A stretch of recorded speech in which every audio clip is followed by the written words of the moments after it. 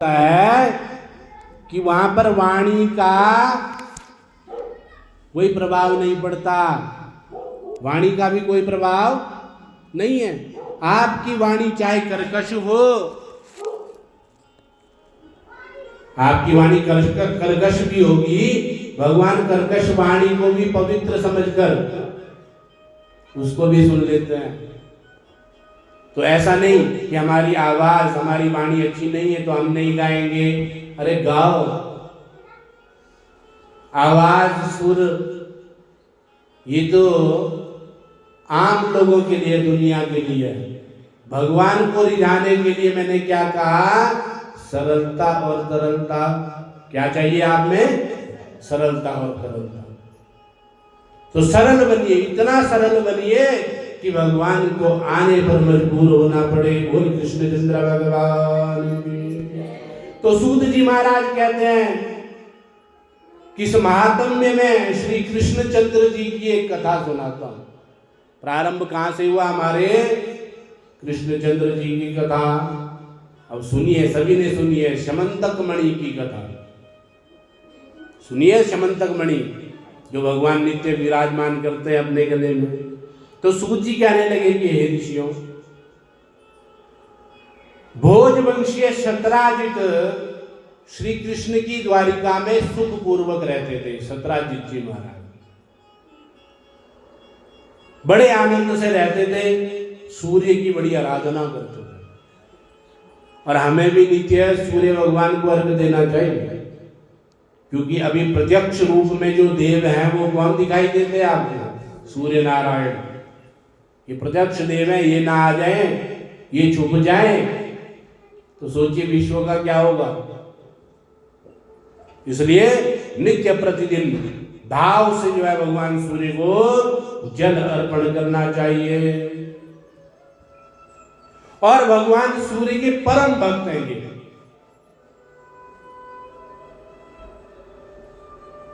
तो उनकी, शतराजित की भक्ति को देखकर, उससे प्रसन्न होकर भगवान सूर्य नारायण ने उनको दर्शन दिया और कहा कि कुछ मांग लो, क्योंकि तुम मेरे मित्र भी हो और मेरी आराधना भी करते हो और उससे मैं प्रसन्न हूं। तो शतराजित ने कुछ भी नहीं मांगा। क्या कहते हैं कि प्रभु आप ही विचार कर लो, क्योंकि हमें तो मांगना भी। अभी देवी भागवत जब प्रारंभ हो रहा है, हर शब्द से एक नई कथा निकलती है। अब यहां पर क्या कहा कि हमें तो मांगना भी नहीं आता, इसी पे कई कथा है। मांगने पर बड़ी भारी कथाएं हैं। हमें क्या नहीं मांगने आता? अगर भगवान सामने आ जाए तो हम क्या मांगेंगे? हम भौतिक सुख मांगने लग जाएंगे, मुझे पुत्र दे दे, घर दे दे, वाहन दे दे, घोड़ा दे दे इत्यादि। तो भगवान कहते हैं हमें तो मांगना भी नहीं आता। शतराजित जी क्या कह रहे हैं? मुझे नहीं मांगना आता। तो भगवान सूर्य नारायण ने उनको शमंतक मणि दे दी, प्रसन्न होकर। क्योंकि जब मांगना नहीं आता ना, तब जो है भगवान अपने आप दे देते हैं। बोल नारायण भगवान की। देखिए अपने अपने कर्म।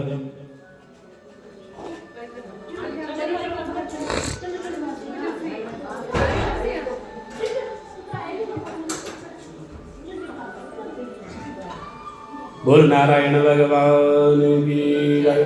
बोल जगत जननी माता की जय। गोविंद बोलो गोपाल बोलो गोविंद, गोविंद बोलो हरि गोपाल बोलो,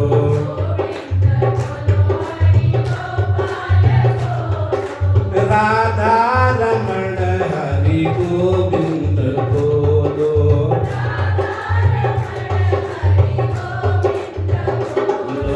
गोविंद बोलो हरि गोपाल बोलो, गोविंद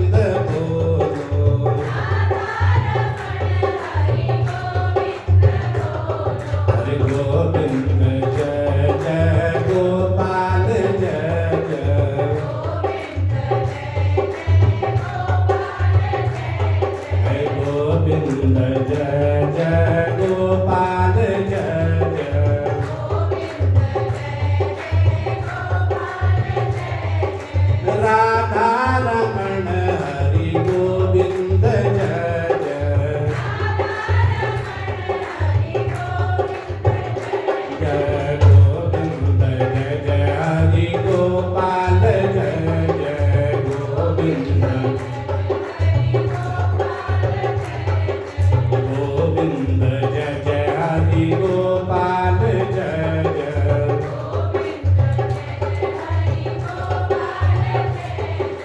राधा रमण हरि गोविंद जय जय राधा जय गोविंद जय जय हरि गोपाल जय जय गोविंद जय जय गोविंद जय जय हरि गोपाल जय बोल गोपाल भगवान। तो एक दिन क्या हुआ, जो भगवान कृष्ण की द्वारिका है, तो कृष्ण जी की जो सभा है उसका नाम क्या है? सुधर्मा। सु मतलब होता है अच्छा, कैसा होता है? अच्छा। और धर्म करने वाला, जहां पर अच्छे धर्म में प्रवृत्त किया जाता है। सभी को कैसे किया जाता है? अच्छे धर्म की ओर प्रवृत्त किया जाता है। तो एक दिन इसी सभा में सत्राजित भी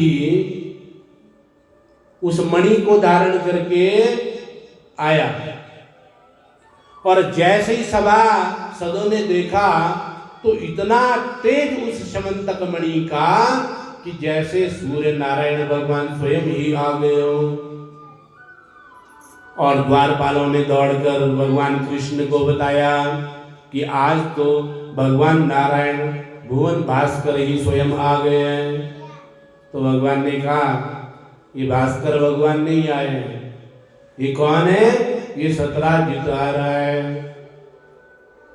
और किसी के पास बड़ी अनमोल चीज हो, कोई वस्तु बड़ी अनमोल हो, और उसको अहंकार भी बड़ा हो, क्योंकि अपनी वस्तुओं का अहंकार भी हो जाता है। तो सत्राजित को भी बड़ा अहंकार है, और अहंकारी बड़ा ऐंठ के बैठता है। कैसे बैठता है? बड़ा ऐंठ कर बैठता है। और बोलेगा भी तो कैसे बोलेगा? बड़ा ऐंठ कर बोलता है, क्योंकि कैसा है? अहंकारी है। तो बड़ा, अब इतनी अमूल्य चीज, इतनी अमूल्य वस्तु, और वो भी समंतक जैसी मणि प्राप्त हो गई है, तो कृष्ण के सामने कैसे बैठा है? बड़े अकड़ कर बैठा है। किसके सामने? इस ब्रह्मांड को एक फूंक से जो उड़ा दे, इतने शक्तिशाली भगवान के सामने कैसे बैठा है? तो ऐंठन छोड़ दीजिए। भक्ति में ऐंठन जो है क्या करती है? हमेशा विरोध करती रहती है। कौन क्या कर रहा है, क्यों कर रहा है, किसके लिए कर रहा है, ये छोड़ दो। मैं क्या कर रहा हूं, आज मैंने क्या किया, और मुझे क्या करना चाहिए था, ये हमेशा याद रखो। तो आप भगवान के भक्त हो गए। ऐसे भी किसी के बारे में व्यर्थ सोचना, व्यर्थ उसको उपदेश करना,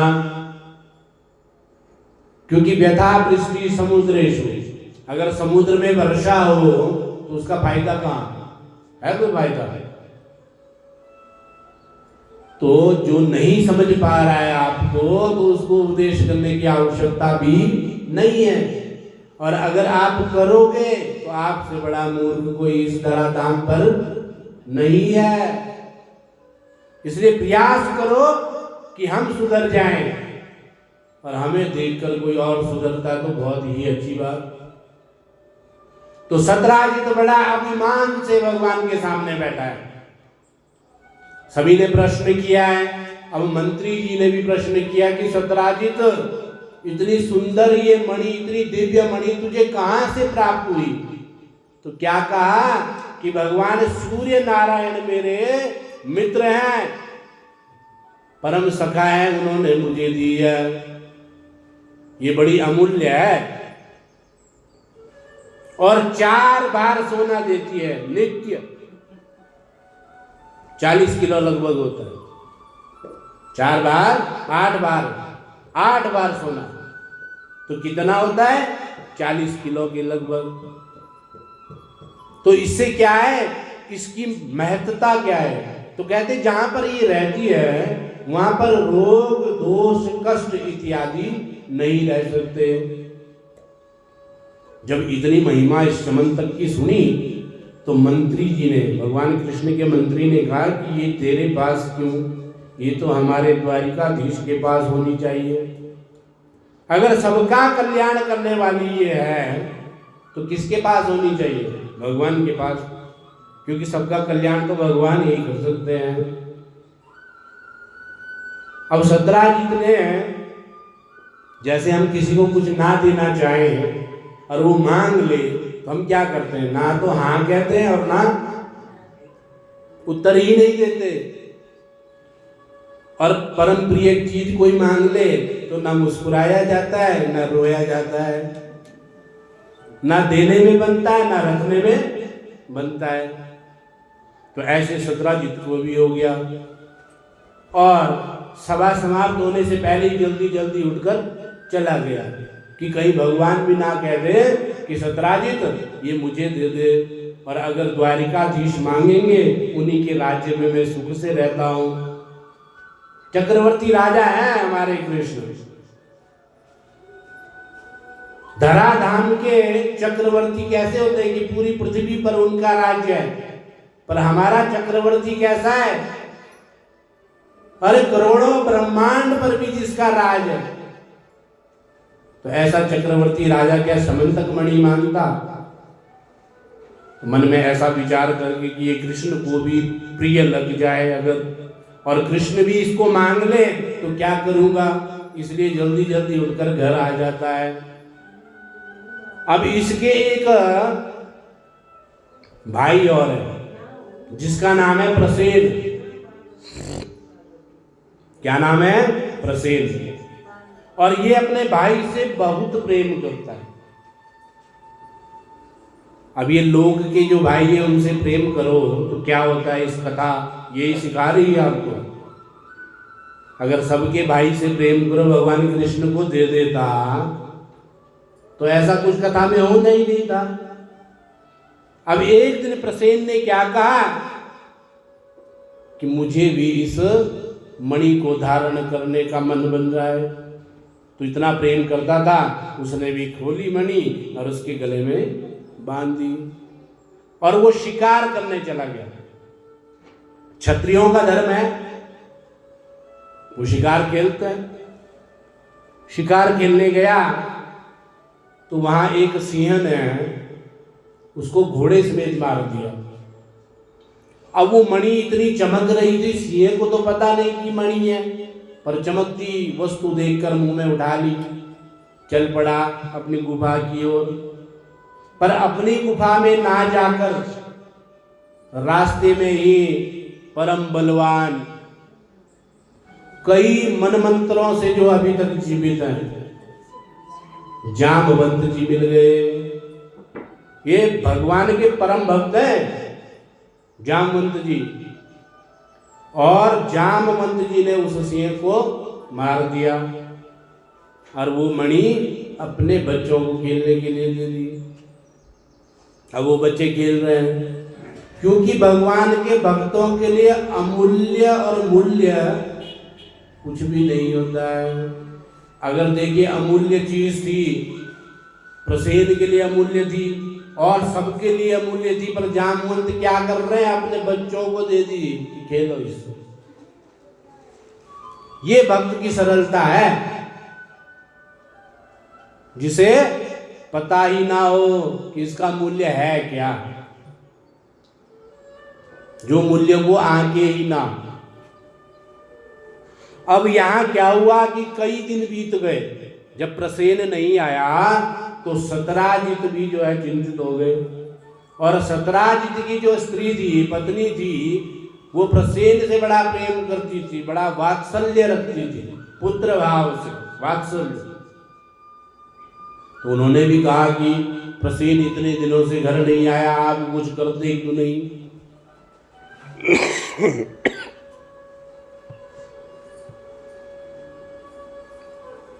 तो खोज शुरू हो गई।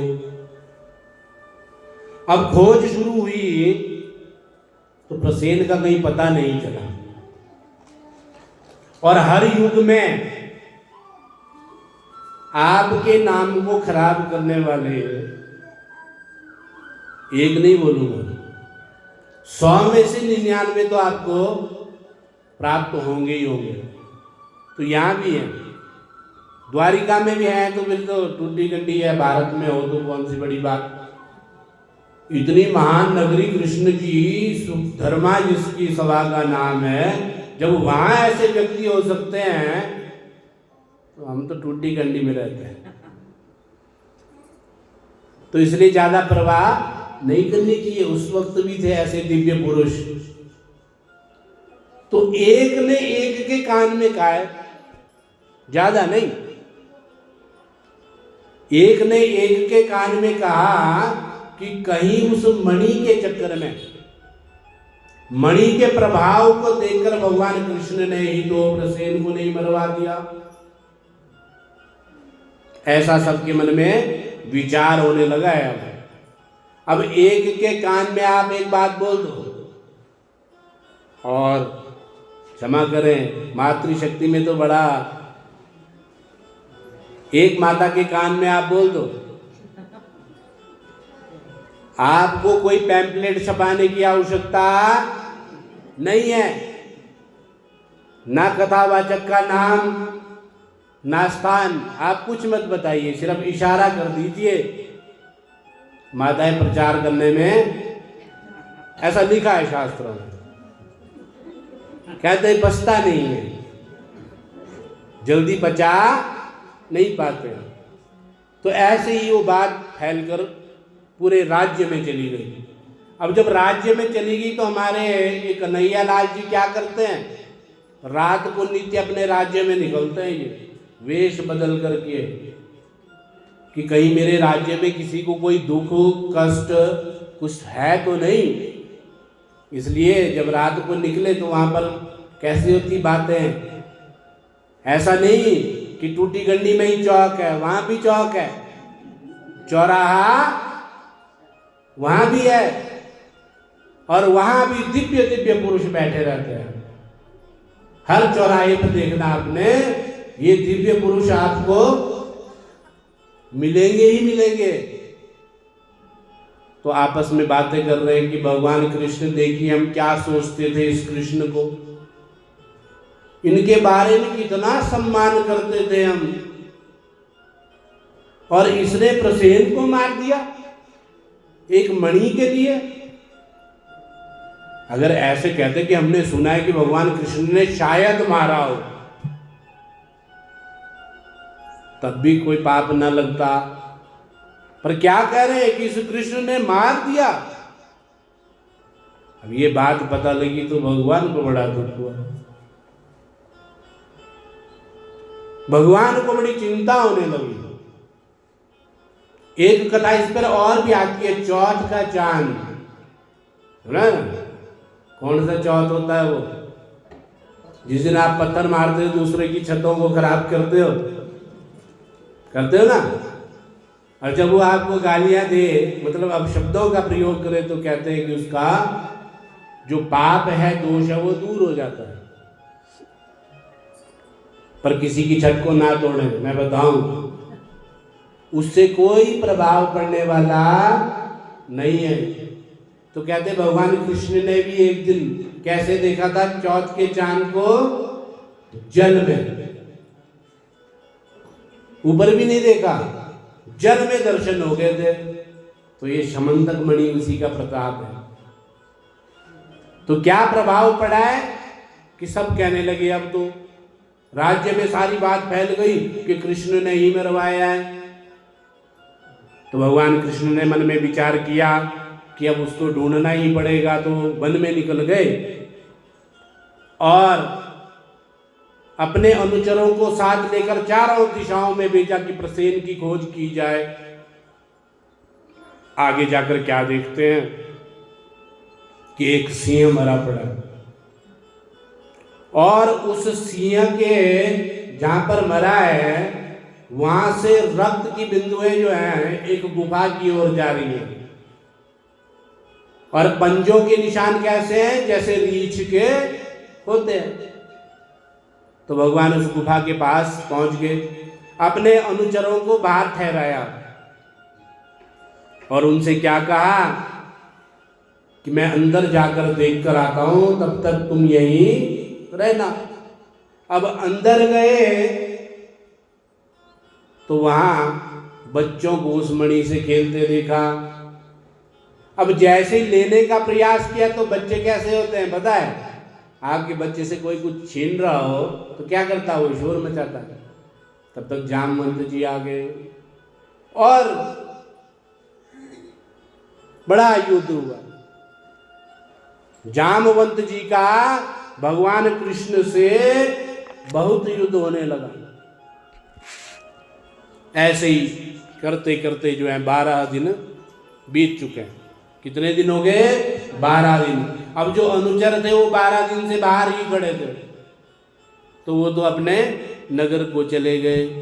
कितने दिन में कृष्ण नहीं आए हैं। और भगवान कृष्ण ने भी कहा था अगर मुझे आने में विलंब हो जाए तो तुम चले जाना। अब अपने नगर में आए, सभी को कृष्ण के बारे में बताया कि भगवान कृष्ण अंदर गए थे, लगता है किसी महावीर दानव से उनका युद्ध हुआ और वो मृत्यु को प्राप्त हो गए होंगे, ऐसा मन में विचार। क्योंकि जो ये मनुष्य होता है ना, ये अपने विचार से आसमान भी बना लेता है बैठे बैठे, और उस आसमान में जाने के लिए सीढ़ियां भी बना लेता अपनी बातों से। तो वैसे ही भगवान कृष्ण को अब क्या कर दिया, सबने विचार कर लिया कि अब वो नहीं रहेगा। ऐसा विचार करके सारा समाचार सारे नगर में पहुंच गया। सब भयभीत होने लगे, माता पिता भी जो है भयभीत हो गए और विचार करने लगे कि ये संकट, ये कौन सा संकट मेरे कृष्ण पर आ गया। क्योंकि वो भी तो नहीं जानते ना कि जो हमारा पुत्र है परम पिता परमेश्वर है, उनको भी तो इतना नहीं पता कितना शक्तिशाली है। और अगर पता हो भी तो पुत्र के प्रति ऐसा विचार कौन करता है बताइए? कितना भी बलवान उसका पुत्र हो तो कौन विचार करता है कि मेरा पुत्र बड़ा बलवान बड़ा श्रेष्ठ है? नहीं कर पाते। हमको अपना बच्चा हमेशा छोटा ही दिखाई देता है, कितना भी बड़ा हो जाए। तो यहां भी जो है ऐसे ही क्या कर रहे थे, विचार कर रहे थे। तभी कौन आ जाता है? देखिए, जब भी कोई पीड़ा हो, किसी को कष्ट हो रहा हो, किसी को ज्ञान चाहिए हो, या किसी के घर में लड़ाई ना हो रही हो, ऐसे नहीं बोल रहा हो रही हो, तो वहां पर कौन पहुंच जाता है? श्रीमन नारायण नारायण नारायण श्रीमन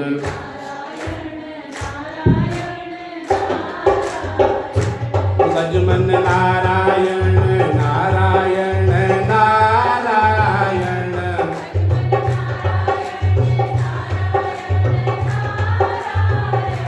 श्रीमन नारायण नारायण नारायण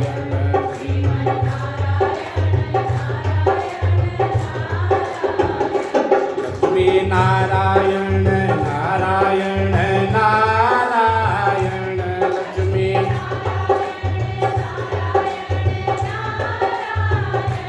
श्रीमन नारायण नारायण नारायण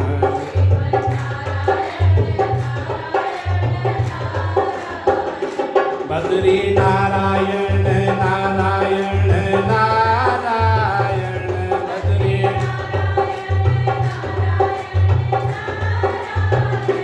श्रीमन नारायण नारायण नारायण श्रीमन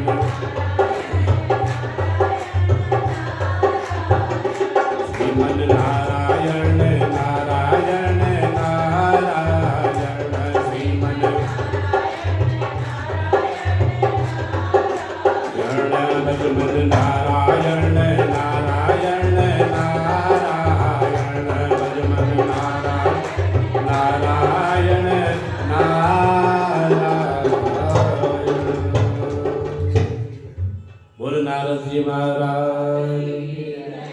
जब कभी भी देवताओं पर, मनुष्यों पर, भक्तों पर विपत्ति आती है तो नारद जी स्वतः ही पहुंच जाते हैं। ये संत कैसे संत है नारद जी? ये परम संत है।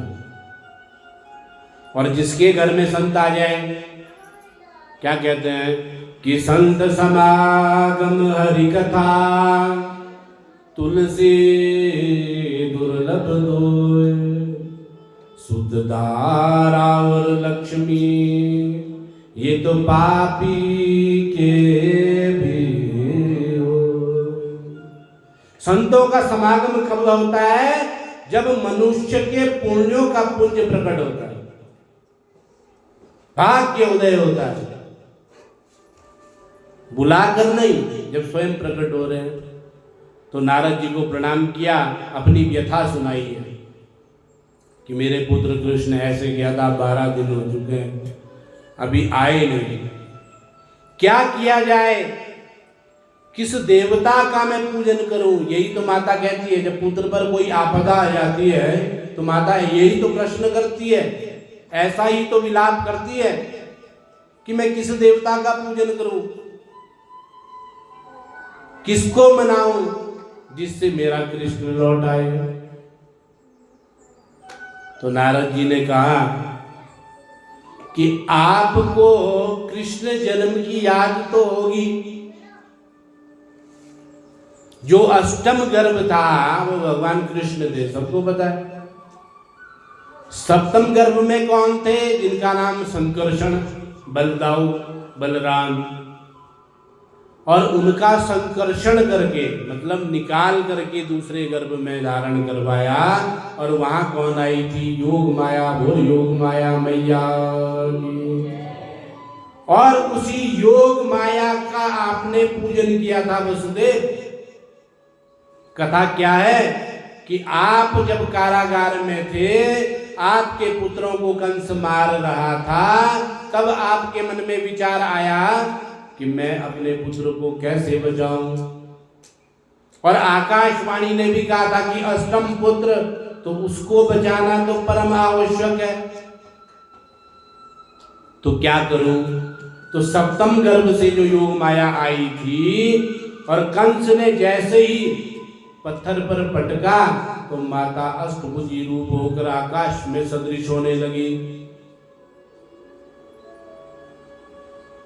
और माता ने क्या कहा था कि तुझे मारने वाला तो इस धरा धाम पर जन्म ले चुका है। बोल कृष्ण चंद्र भगवान।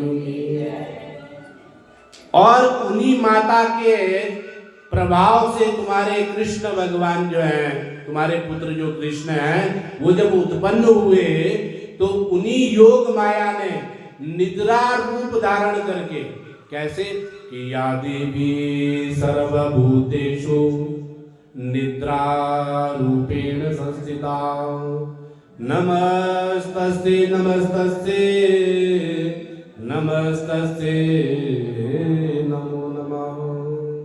निद्रा रूप में वो योग माया आई थी।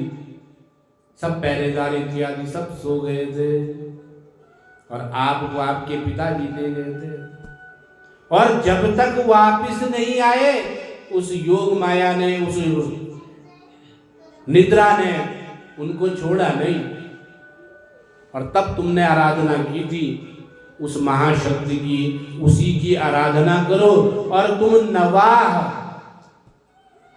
देवी भागवत कितने दिन चलता है? नवाह, 9 दिन। भागवत सप्ताह 7 दिन। और हर पुराण के लिए वैसे तो 7 दिन भी उत्तम माने गए। क्यों 7 दिन?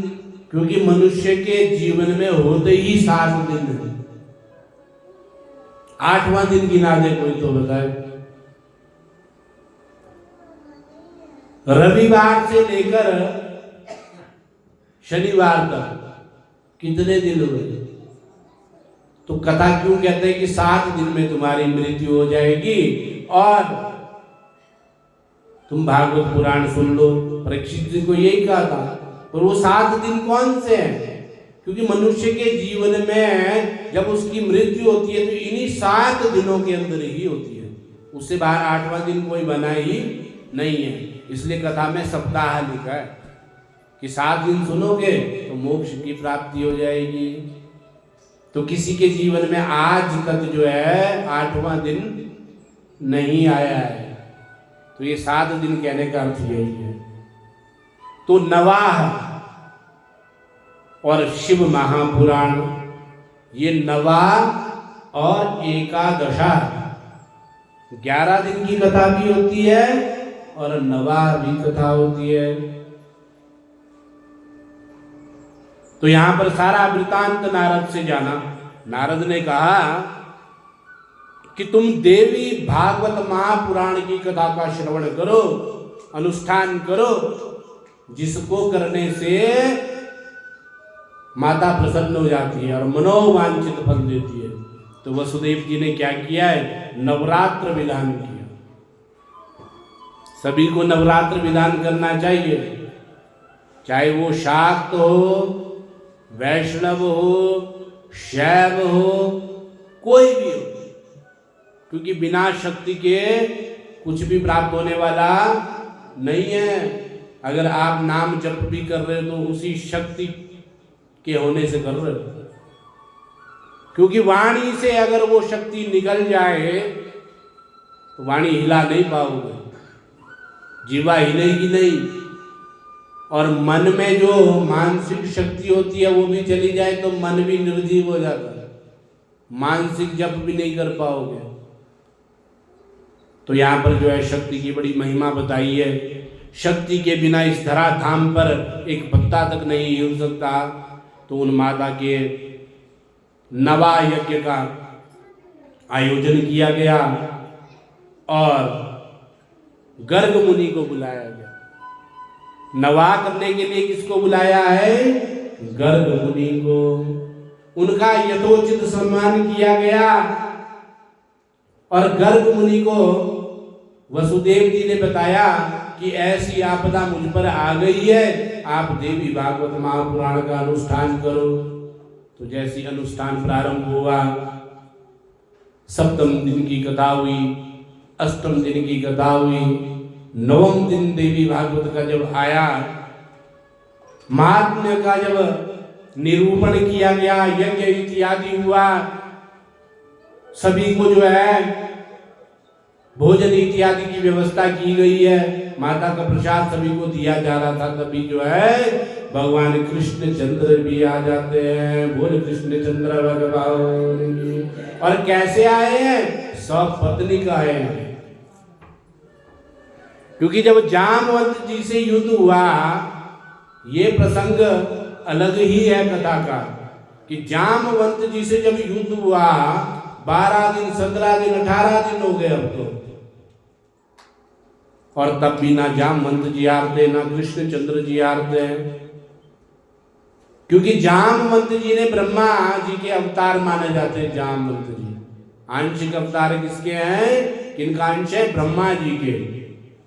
तो इन्होंने एक बार भगवान रामचंद्र जी से प्रार्थना की थी कि हे भगवान, मैं इतना शक्तिशाली हूं और मुझे लंका में जाकर रावण से लड़ना था, पर मैं लड़ नहीं पाया, और मेरे समान कोई बलवान मुझे आज तक मिला ही नहीं लड़ने के लिए। तो भगवान ने कहा कि तुम्हें मिलेगा, पर अगले जन्म में मिलेगा, क्योंकि इस जन्म में तुमसे युद्ध करने वाला कोई है ही नहीं, और इस जन्म में तुम मेरे भक्त हो। अगले जन्म में मैं तुमसे अवश्य युद्ध करूंगा जब मैं कृष्ण चंद्र के अवतार में आऊंगा। तो जब दोनों तरफ का बल क्षीण नहीं हुआ, कभी जामवंत जी भगवान कृष्ण को चित कर देते, कभी कृष्ण चंद्र जी। अंत में कृष्ण चंद्र जी ने एक मुष्टि का प्रहार जामवंत जी की छाती पर किया, जामवंत जी अचेत हो गए। और जब चेतना आई तब विचार करने लगे कि प्रभु राम ने कहा था कि जब मैं कृष्णचंद्र के अवतार में आऊंगा तब तुझे युद्ध करने का मौका मिलेगा, शायद मेरे भगवान ही हैं। तो भगवान के चरणों में प्रणाम किया, समंतक मणि भी उनको दे दी और उनकी जो पुत्री थी जामवती, क्या नाम था, जामवती, उसे भी भगवान कृष्ण को अर्पण कर दिया। अब दोनों जो है नवाज जब यज्ञ समाप्त होने जा रहा है तो दोनों जो है वहां पर उपस्थित हो जाते हैं और जगत जननी माता की जय जयकार होने लगती है। बोल दुर्गा मैया की, बोल जगत जननी माता की, बोल राज राजेश्वरी माता की। तो सूत जी कहते हैं कि हे शौनकादि ऋषियों, जो इस समंतक मणि वाले प्रकरण को सुनता है उसके महा से महा कष्ट भगवान कृष्ण हर लेते हैं। और कभी अगर चौथ का चांद दिखाई भी दे जाए तो समंतक मणि वाली इस कथा को सुन लो या पढ़ लो, दूसरों की छत खराब नहीं करनी, दूसरे की छत पे पत्थर मार के नहीं होगा। कैसे होगा? समंतक मणि का जो ये कथानक है, इस कथा का श्रवण करने मात्र से चौथ के चांद से, जिसको कलंक चतुर्थी भी कहते हैं, वो कलंक चतुर्थी का आप पर कोई प्रभाव नहीं पड़ने वाला। तो ये कथा भगवान कृष्ण की, तो यहाँ पर व्यास जी कह रहे हैं, सूत जी महाराज कह रहे हैं, जो व्यास पद पर प्रतिष्ठित है शौनकादि ऋषियों से, कि तुमसे यह कथा मैंने कही। अब आगे जो है क्या हुआ, तो कहते हैं कि यद अस्ति भगवन् प्रीति मयि ते करुणा निधे तदा गुरु मदवते त्वां समराधाय चंडिके। उसके बाद क्या हुआ कि जब कृष्ण जी जामवती को लेकर आए हैं तो विधि विधान से जो है माता चंडिका का पूजन किया गया और माता बड़ी प्रसन्न हुई है। साक्षात दर्शन देके सबको आशीर्वाद देकर माता भी अंतर्ध्यान हुई। समय भी अपनी चरम सीमा की ओर, आज की कथा का विश्राम का समय जो है 5 बजने जा रहे हैं, तो विश्राम का समय आ रहा है। तो कल भी हम महात्म्य के दूसरे अध्याय को सुनेंगे। अब यहां पर सूत जी से ये शौनकादि ऋषि प्रश्न कर रहे हैं कि ये नारद जी इतना भला क्यों करते हैं, ये संतों में भला करने की प्रवृत्ति कैसे आ जाती है, और जब ये किसी का भला या बुरा करते हैं, किसी को मान लो शाप दे दिया या किसी को आशीर्वाद दे दिया, तो ये सब फलित क्यों हो जाता है? और फलित होता है उससे अच्छा ही होता है। जब कोई संत ब्राह्मण योगी किसी को शाप देते हैं ना, तो वो भी उसके भले के लिए, उसके कल्याण के लिए ही होता है। तो कहते हैं कि नारद जी जो है बड़े ये प्रेमी हैं, ये सबके बड़े प्रेमी हैं, ये सबसे बड़ा प्रेम करते हैं, इसलिए किसी का दुख इनसे देखा नहीं जाता। और तुलसीदास जी ने मानस में भी कहा, आपको याद है कि मानस में भी नारद जी का बड़ा प्रभाव बताया गया है। क्या प्रभाव था कि कथा कहाँ पर चलती है ये, कि एक बार प्रभु श्री रामचंद्र जी स्फटिक शिला पर बैठे थे, सुनिए ना कथा, और लक्ष्मण जी भी जो है वन में काष्ठ इत्यादि फल इत्यादि एकत्र करने गए हैं। तो भगवान भी जो है यहाँ पर रास का मन, रास समझते हैं ना, भगवान के मन में जब मौज आ जाती है तो रास का मन हुआ, तो क्या किया कि पुष्प चुने और अपने हाथों से किशोरी जी के लिए क्या कर रहे हैं, आभूषण बना रहे हैं। क्या करते हैं? आभूषण बनाते हैं। और आभूषण बनाकर जो है अपने हाथों से किशोरी जी को पहना रहे हैं। तभी क्या हुआ कि नारद देखा विकल जयंता, लागी दया को मद चित संता। नारद देखा विकल जयंता, लागी दया को मद चित संता। मंगल भवन अमंगलहारी, प्रभु सुदशरथ अजीर बिहारी। मंगल भवन। अब श्रृंगार कर रहे थे तो क्या हुआ कि इंद्र के पुत्र थे जयंत। जयंत उनका नाम था। और इन्होंने भगवान रामचंद्र की बड़ी महिमा सुनी। क्या कहते कि रामचंद्र बड़े शक्तिशाली हैं, ये तो भगवान है, देव है, परब्रह्म है, परमात्मा है, स्वयं ब्रह्म स्वरूप है। तो मूर्खों को अगर बता दिया जाए कि ये ब्रह्म है, ये भगवान है, तो वो क्या करता है? वो समझ में नहीं आता उसके। वो परीक्षा लेने की सोच लेता है। और शास्त्रों से जितना भी आप लोग सुनते हैं ना, उसका निचोड़ मुझे तो एक ही मिला कि भगवान जानने योग्य नहीं है। भगवान जानने योग्य नहीं है, भगवान मानने योग्य है। कैसे है? जब मानोगे तब जानोगे।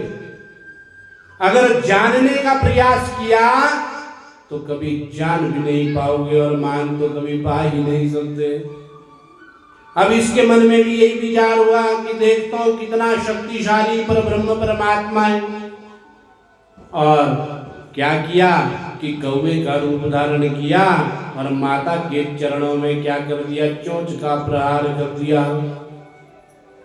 और वाल्मीकि रामायण में तो देखिए यहाँ पर दो प्रसंग आते हैं। रामायण एक जैसी है और प्रसंग थोड़े से अलग है।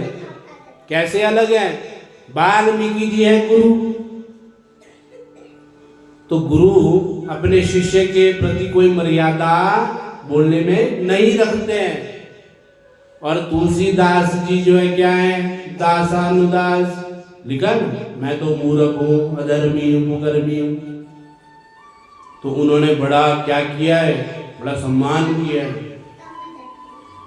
वाणी का क्या किया? बड़ा संयोजक वाणी कही है, जिससे प्रभु की छवि को कोई हानि ना पहुंचे। बड़ी मर्यादित, इसीलिए रामचरितमानस को बड़ा मर्यादा कहा गया, मर्यादित भाषा में लिखी गई है। तो यहाँ पर क्या लिखा? चरणों में। और वाल्मीकि जी ने क्या लिखा है कि वक्षस्थल पर, वक्षस्थल के मध्य में चोंच का प्रहार किया है। और राम जी क्या है? गोद में विश्राम कर रहे हैं। और जब रक्त की बूंदे राम जी पर पड़ी तो राम जी उठ गए, देखा और विकल हो गए। बड़ा दुख हुआ और क्रोध भी आ गया। अब ब्रह्मांड के स्वामी को अगर क्रोध आ जाए तो है कोई ऐसा जो ब्रह्मांड में उससे बच सके? तो क्या देखा? अब देखिए, कहते हैं ना कि चोरी और सीना जोरी। आम भाषा में ऐसी जो कहावतें हैं, ये कहावतें ऐसी वैसी नहीं है, ये बड़ी शिक्षाप्रद है। तो यहां पर जयंत वहीं बैठा है देखने के लिए। तो जैसे राम जी कहते हैं कि देवी है किशोरी, ये किसने किया? तो क्या करता है? कहाँ मैंने किया है। तो भगवान के पास वहां पर बाण तो, धनुष बाण तो है नहीं, क्योंकि वहां पर तो क्या कर रहे हैं? रास चला है किशोरी जी के साथ। तो क्या किया, एक सीख उठा ली और ब्रह्मास्त्र का उसी में ध्यान किया और जयंत पर छोड़ दिया। पर देखिए प्रभु मारना नहीं चाहते थे। अगर मारना चाहते तो जयंत क्या वहां से उड़ सकता था? और आपने रामचरितमानस या वाल्मीकि रामायण देखी होगी, जहां तक माता शक्ति ये किशोरी जी जब तक रामचंद्र जी के साथ रही हैं तो भगवान ने किसी का वध कहीं पर भी देख लीजिए, क्योंकि माता बड़ी दयालु होती है। दया कौन करता है? ये महामाया ही करती है दया। भगवान को तो ठाकुर कहते हैं, ठाकुर कहते हैं ना, तो ठाकुर इतनी जल्दी कहां मानते हैं? मानते हैं? ठाकुर नहीं मानते। ठाकुर में थोड़ी अकड़ होती है, नहीं मानते। पर उनको कौन मनाता है? किशोरी जी मनाती है। तो जैसी सीख छोड़ी, भागा अपने पिता के पास और सारा वृतांत बताया। तो इंद्र ने भी कहा तू यहां से ही चला जा, नहीं तो मैं ही तुझे मार दूंगा। ब्रह्मा जी के पास गया, ब्रह्मा जी ने भी कमंडलू से जल ले लिया कि अभी शाप दे दूंगा। भागा शिव जी के पास, भोले बाबा ने त्रिशूल उठा लिया, अभी चला जा नहीं तो मृत्यु को प्राप्त हो जाएगा। तो रास्ते में कौन मिला? श्रीमन नारायण नारायण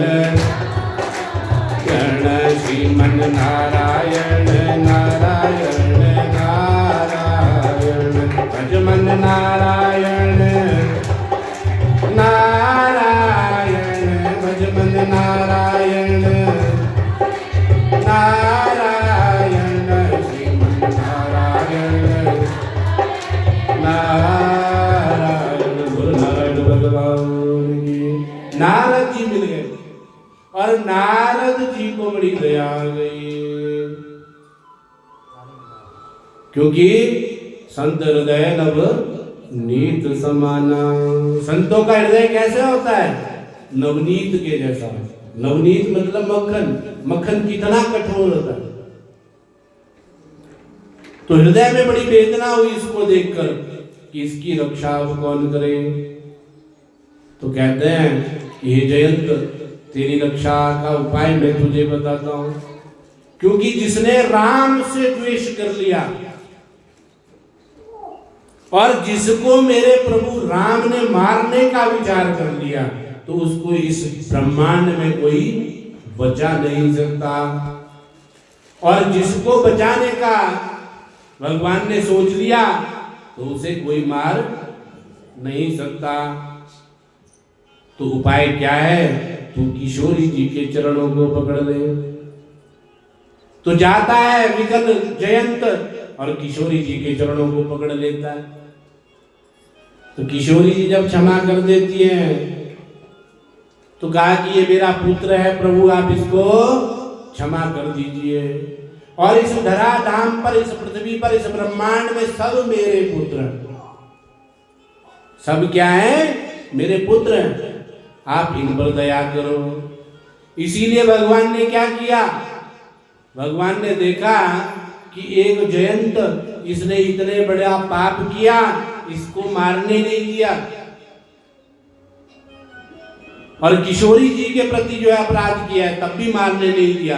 तो रावण आदि दैत्यों को भी ऐसी कहेगी कि ये भी मेरे पुत्र है, इनको मत मारो। तो ये तो मारने देंगी नहीं, इसलिए माता का वास अग्नि में करवा दिया। तो माता कितनी दयालु है, इस कथा से आपको पता लग गया होगा। माता परम दयालु है।